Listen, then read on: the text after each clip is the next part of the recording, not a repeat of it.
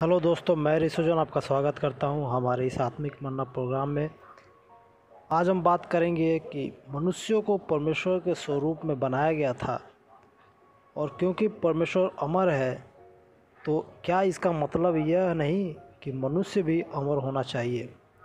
आइए इसी बात को लेकर आज की इस वीडियो में हम चर्चा करेंगे। परमेश्वर के वचन के अनुसार मनुष्य नासवान है, जैसा कि हम अय्यूब अध्याय 4 उसका 17 वचन में पढ़ते हैं।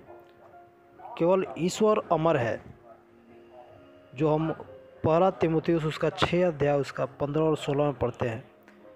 एक न मरने वाली अमर आत्मा की अवधारणा बाइबल के खिलाफ जाती है, जो सिखाती है कि आत्माएं मृत्यु के अधीन है। यहेजकेल 18 उसका 20। क्योंकि अमर शब्द का अर्थ है मृत्यु के अधीन नहीं। एक आत्मा यानी प्राणी के लिए स्वाभाविक मृत्यु का कोई सवाल नहीं हो सकता है। यीशु ने घोषणा की कि आत्मा मर सकती है, जैसा कि हम मत्ती अध्याय उसका 10 उसके 28 में पढ़ते हैं। जो शरीर को घात करते हैं पर आत्मा को घात नहीं कर सकते, उनसे मत डरना, पर उसी से डरो जो आत्मा और शरीर दोनों को नरक में नाश कर सकता है। नरक की आग में आत्मा यानी प्राणी मर जाएगी, इसीलिए यह स्वभाव से अमर नहीं हो सकती।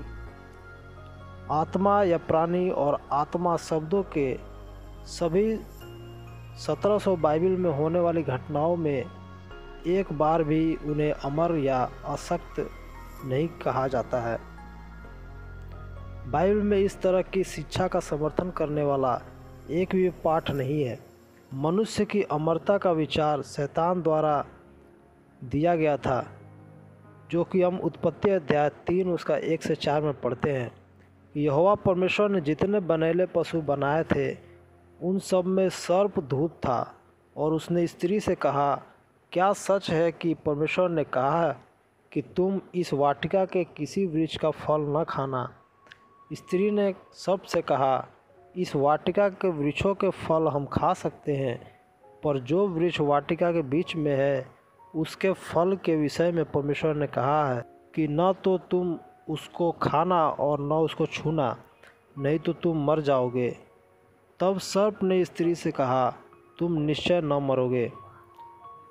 बाइबल में अमरता शब्द का प्रयोग केवल 5 बार किया गया है, और अमर शब्द केवल एक बार दिखाई देता है, और इसे केवल परमेश्वर पर लागू किया जाता है। अनंत, अमर, अदृश्य, एकमात्र बुद्धिमान परमेश्वर, जैसा कि हम पहला तीमुथियुस उसका 1 का 17 में पढ़ते हैं। यहाँ 5 संदर्भ है जिसमें अमरता शब्द शामिल है, जो कि हम रोमियो की किताब उसका 2 उसका 7 में पढ़ते हैं। इस पाठ में मसीही को अमरता के लिए ढूंढने का संकेत दिया गया है।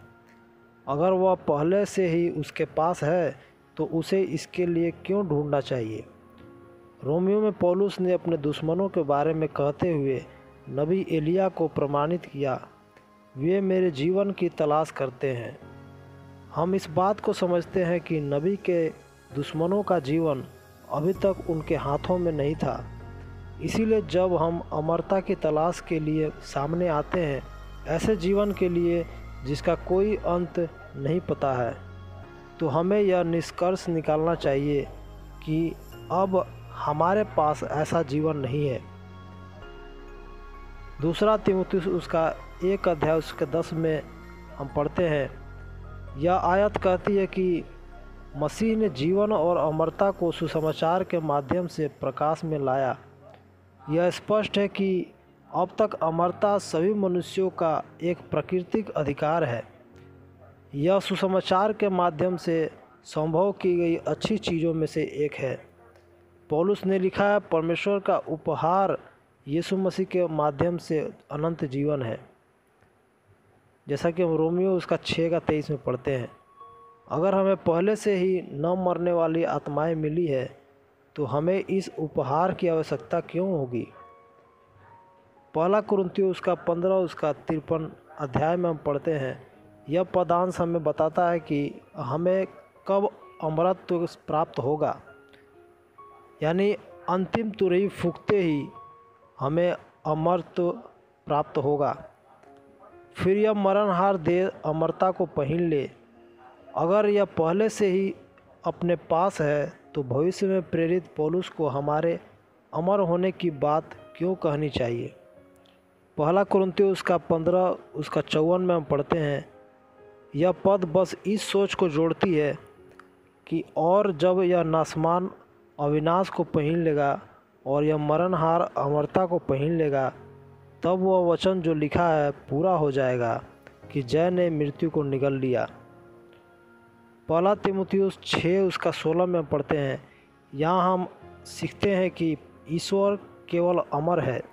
यह अंतिम पद और स्पष्ट रूप से बताता है कि हम अमरता के तलाश के लिए क्यों प्रेरित हो रहे हैं और क्यों हमें बताया गया है कि अमरता एक ऐसी चीज़ है जिसे अंतिम तुरही में दे दिया जाता है। केवल परमेश्वर के पास इस समय अमरता है, यानी परमेश्वर कभी भी नहीं मर सकता है, वो अमर है और वह संतों को उसके आने पर अमरता प्रदान करेगा। परमेश्वर इस वचन के द्वारा आप सभी को आशीष करे। आशा करते हैं कि आज के इस वचन के द्वारा आपको सीखने को मिला होगा। अगर वीडियो अच्छा लगा हो तो वीडियो को लाइक करें और चैनल को सब्सक्राइब करें। नीचे दिए गए लाल बटन पर क्लिक करें ताकि आप हमारे आने वाले वीडियो को देख सके और हमारे साथ जुड़ सके और हमें सपोर्ट कर सके। और इस वीडियो को ज़्यादा से ज़्यादा शेयर करें ताकि और भी लोग आशीष पाने पाएं। धन्यवाद। जय मसीह।